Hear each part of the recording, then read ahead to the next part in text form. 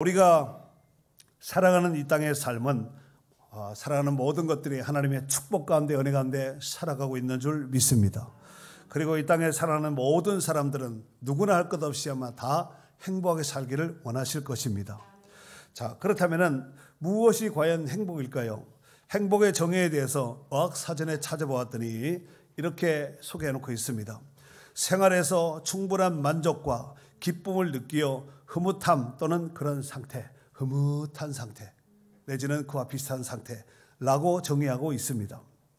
자, 오늘 본문에 사람의 행복에 대해서 소개하면서 먹고 마시고 누리는 것이 행복이라고 또 하나님의 선물이라고 소개하고 있는데, 자, 메인 본문은 12절서부터 14절에 있는 말씀인데 먼저 가운데 있는 13절 말씀 한번 읽어줘 보세요.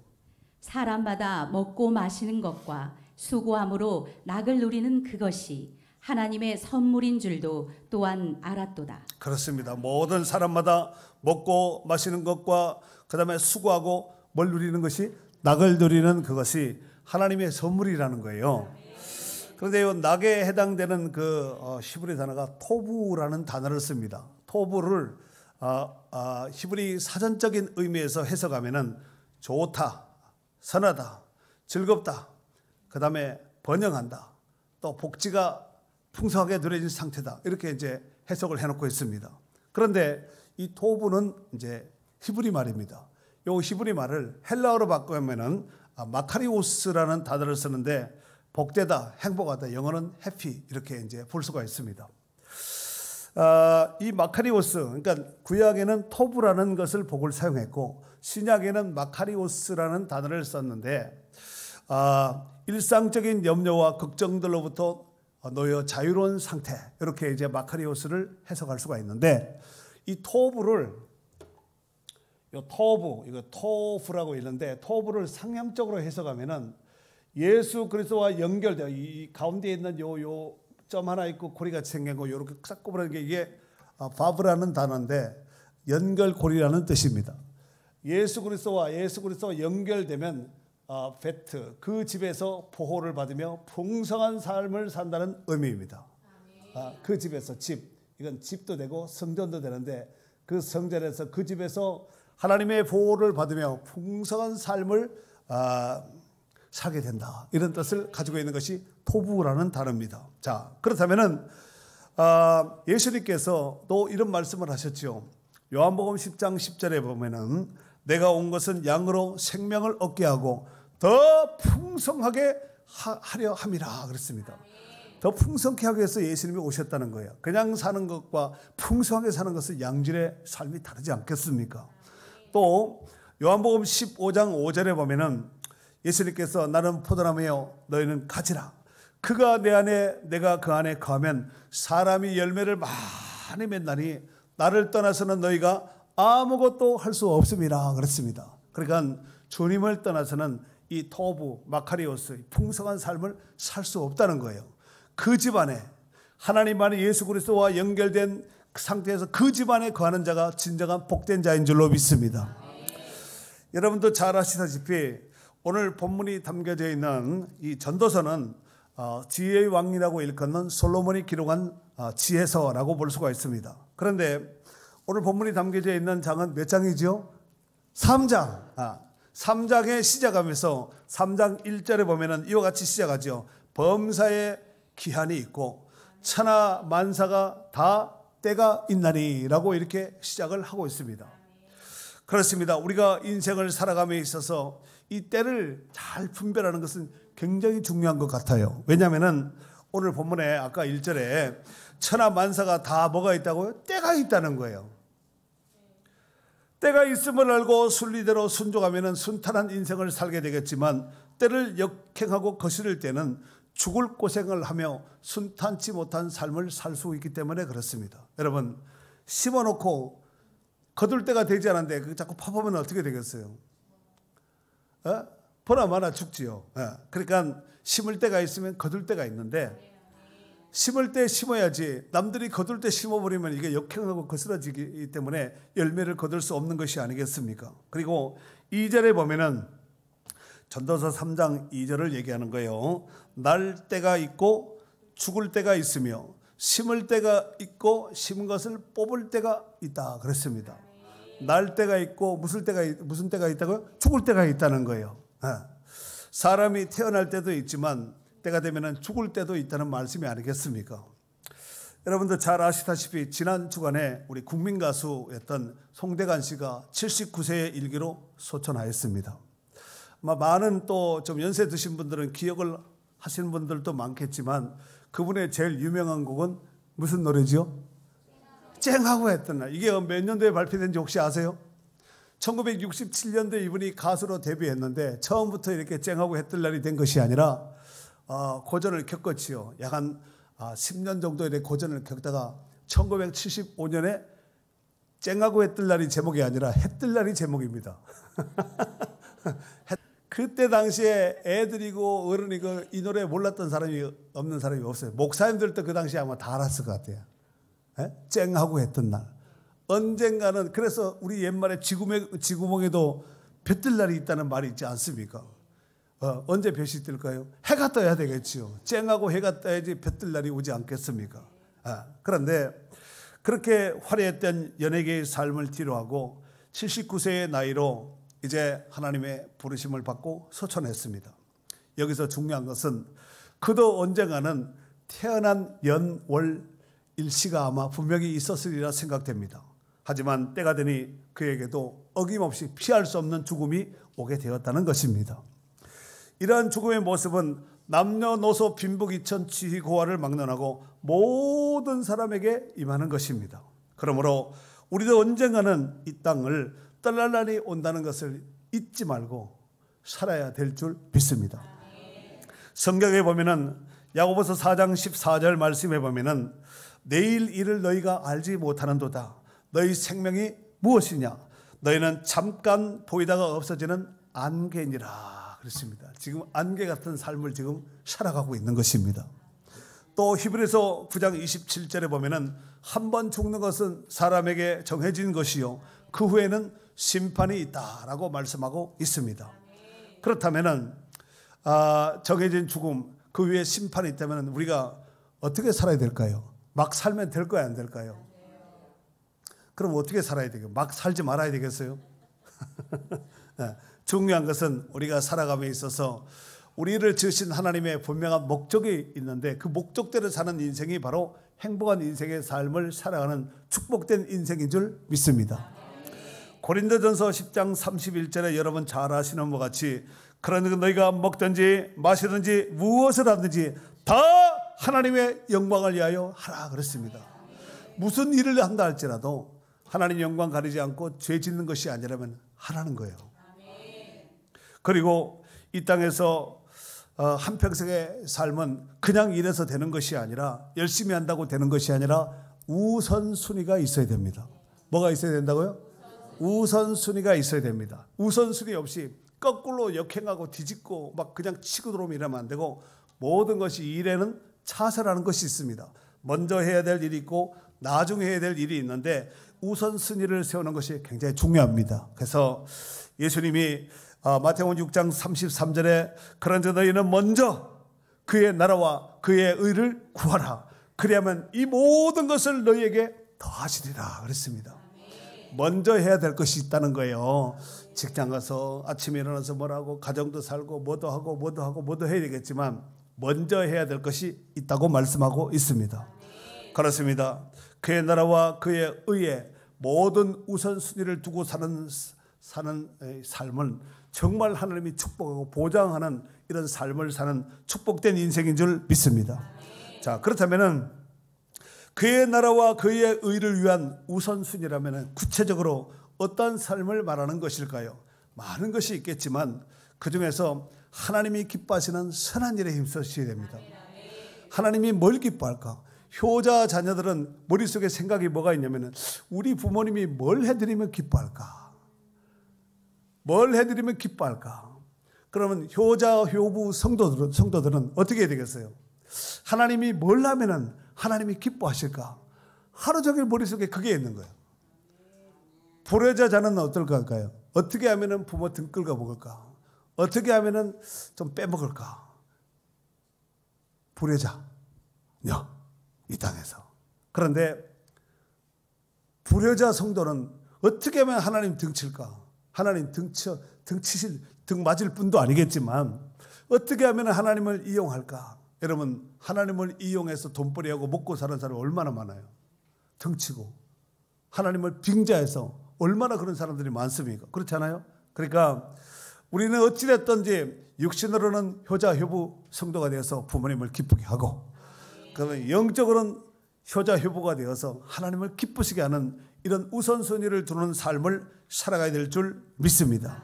그래서 오늘 본문 12절에 보면은 뭐라고 말씀을 하고 있냐면은 한번 읽어줘 보세요. 사람들이 사는 동안에 기뻐하며 선을 행하는 것보다 더 나은 것이 없는 줄을 내가 알았고. 사람들이 일평생 사는 동안에 기뻐하며 뭐를 행한다고요? 선을 행하는 것보다 더 나은 것이 없는 줄을 내가 알았다. 선을 행하되 그냥 행하지 말고 기쁨으로 선을 행하라는 말씀입니다.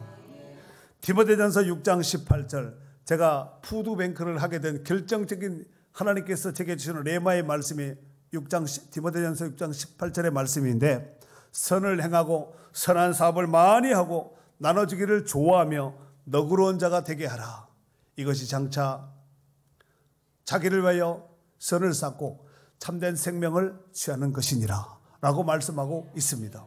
여러분, 사람들이 누리고 싶어하는 복도 제가 말씀을 준비해서 아마 두 가지 복으로 한번 이렇게 크게 나눠봤습니다. 먼저는 눈에 보이는 세상적인 낭만 취하며 살고 있는 이런 사람이 있고, 또 한 사람은 눈에 보이지는 않지만 영적인 복을 추구하는 사람이 있다고 볼 수 있습니다.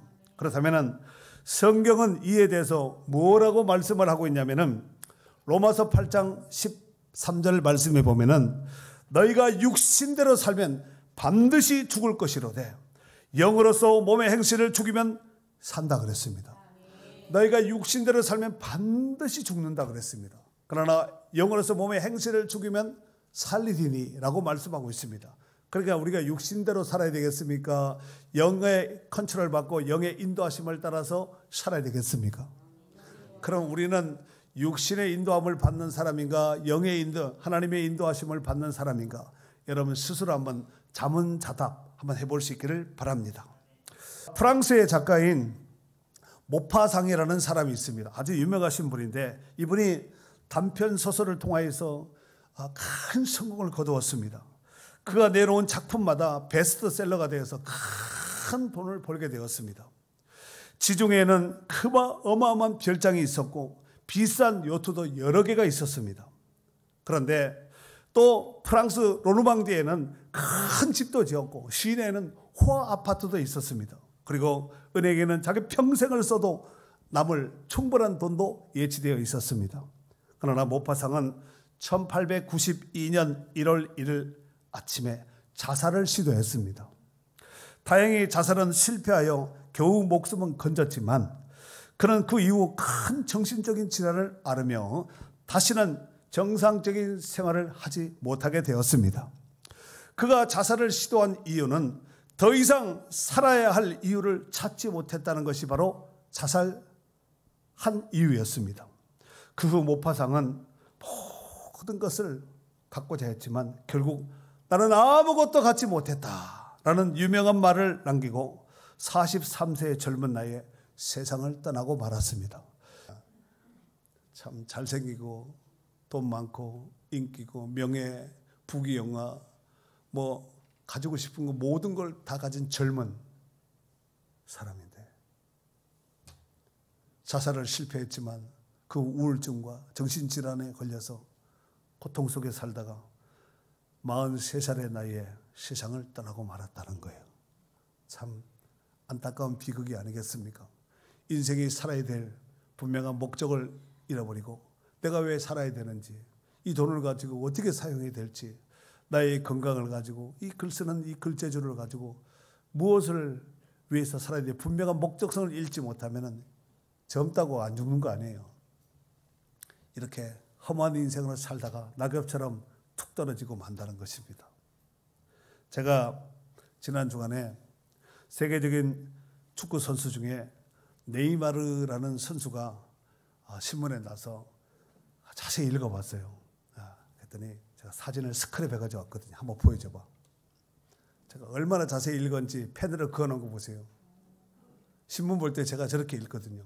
왜냐하면은 저는 글을 읽을 때 그냥 읽으면은 머리도 별로 안 좋지만 별로 남는 게 없어. 그래서 몇 번씩 이 책도 그렇지만 볼펜 가지고 이렇게 한 줄로 읽었다가 이해가 안 되면 또 뒤로 돌아가서 몇 줄 몇 번 읽습니다. 그래서 이거 한번 우리 성도님들께 한번 보여줬으면 좋겠다 해서 한번 스크랩을 했고, 제가 한번 이 시간에 네이마르에 대해서 잠깐 한번 소개하도록 하겠습니다. 네이마르는 카톨릭 가정에서 성장했지만 개신교로 개종을 했습니다. 그는 공개적으로 나는 그리스도인이며 성경을 제대로 읽고 이해하며 카톨릭과 기독교의 차이를 나는 분명히 압니다 라고 많은 팬들 앞에서 공개적으로 고백했습니다. 여기 보니까 네이마르 머리에 뭐라 써 있어요? 100% 지저스. 100% 지저스. 나는 100% 예수님 사람이다. 오직 예수라는 얘기가 아니겠습니까? 뿐만 아니라 그는 매주 교회에서 예배를 드리며 천문학적인 연봉의 10%를 하나님 앞에 구별해서 11조를 드리는 신실한 크리스찬입니다. 그리고 네이마르는 언론 인터뷰를 통해서 이와 같이 고백했습니다. 예수 믿는 것이 가장 높은 이상이 될 때 내 인생은 의미가 있다라고 고백을 하였습니다. 여러분, 아까 모파상과 네이마르 이 두 사람을 제가 소개했습니다. 이러보건대 세상적인 부귀영화를 부여잡고 어마어마한 것들을 누렸다 할지라도 삶의 이유와 목적에 대해서는 알지 못한다면 그 누구도 행복한 인생을 살아갈 수 없다는 것입니다. 그래서 웨스트민스터 소유문답 제1문 1답에 보면은 1문에 보면은 질문을 하는 거예요. 사람이 제일 되는 목적은 무엇입니까? 사람의 제일 되는 목적은 하나님을 영화롭게 하는 것과 그를 영원토록 즐거워하는 것입니다. 이게 답이거든요. 이게 한 2초만 늦었으면은 다 벙어리 될 뻔했는데 방송실에서 다행히 탁 이렇게 답할 때 바로 나와서 정말 타이밍을 잘 맞췄네요. 사람이 제일 되는 목적은 뭐냐면은 하나님을 영화롭게 하는 것, 하나님께 영광 돌리는 것과 그를 영원토록 즐거워하는 것입니다 라고 말씀하고 있습니다. 여러분, 성경은 인간의 삶의 이유와 목적에 대한 명확한 해답을 제시해 놓고 있습니다. 위로 하나님을 기쁘시게 하고 아래로 내 이웃을 내 몸과 같이 사랑하며 하나님 나라 확장을 위해서 전도하며 날마다 주님의 선한 발자취를 따르는 주님을 닮아가는 그리스도의 발자취, 그리스도를 따르는 그리스도인으로서 주님의 발자취를 따르는 삶을 살며 영원히 썩지 않고 쇠하지도 않는 하나님 나라를 소망하는 사람은 참으로 복된 자라고 말씀하고 있습니다.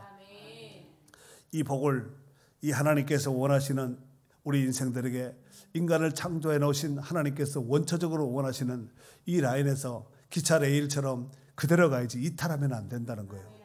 이것에 힘쓰면 하나님께서 이것저것 부족되지 않는 풍성함을 덧입혀 주실 줄 믿습니다.